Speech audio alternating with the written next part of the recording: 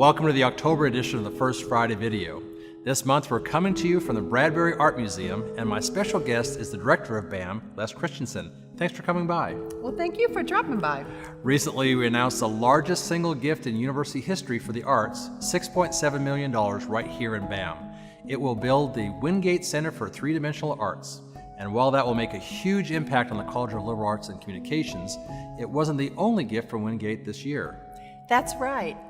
Earlier this summer, we were fortunate to receive a $1 million gift from the Wingate Foundation, and it allowed us to endow and name this gallery here, and we'll be able to use that funding for our operating budget and acquisitions, putting on exhibitions, all kinds of exciting things. That's really exciting. What kind of exhibits are we going to have here in the future? A new exhibition just opened, and it's the first time.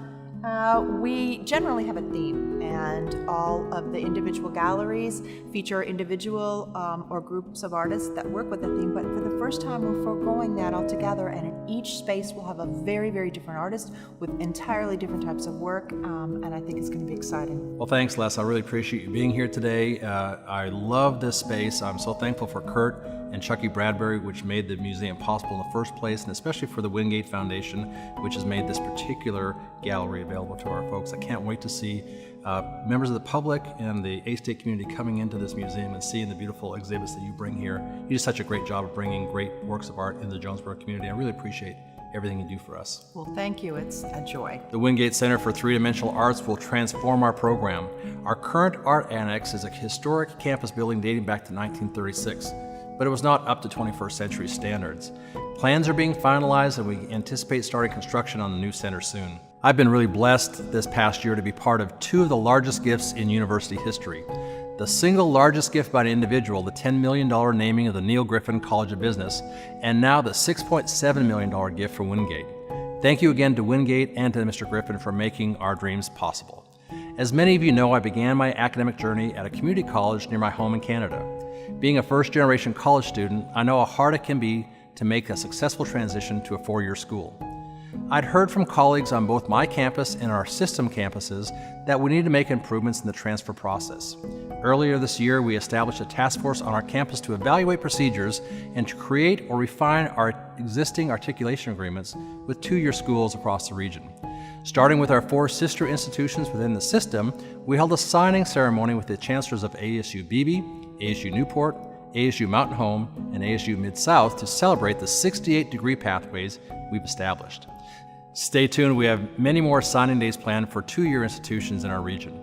Our first ever family weekend got a little damp, but the rain couldn't stop students and fans from having a great time at our house. Beth did a great job setting up, and we were thrilled with all the folks who braved the elements to join us there. One of the highlights was recognizing our first Family of the Year. One of our class of 22 members, freshman Destiny McMinn, isn't the only member of her family enrolled at A-State. Her mom Candy graduates this year with her degree in psychology, and her dad James, who's retired from the U.S. Army, has also returned to college. James will likely complete his nursing degree in 2022 as well. Congratulations to the entire McMinn family. I can't wait to hand out those 3 diplomas. Football isn't the only team off to a fast start. Red Wolf soccer and volleyball have also had big wins in Sun Belt play, and our nationally ranked rugby team is undefeated this fall, including a 109-0 win over Ole Miss during Family Weekend. All of it leading up to a victory over both UNLV and the Reign. Congratulations to head coach Blake Anderson. This is his first 3-1 start.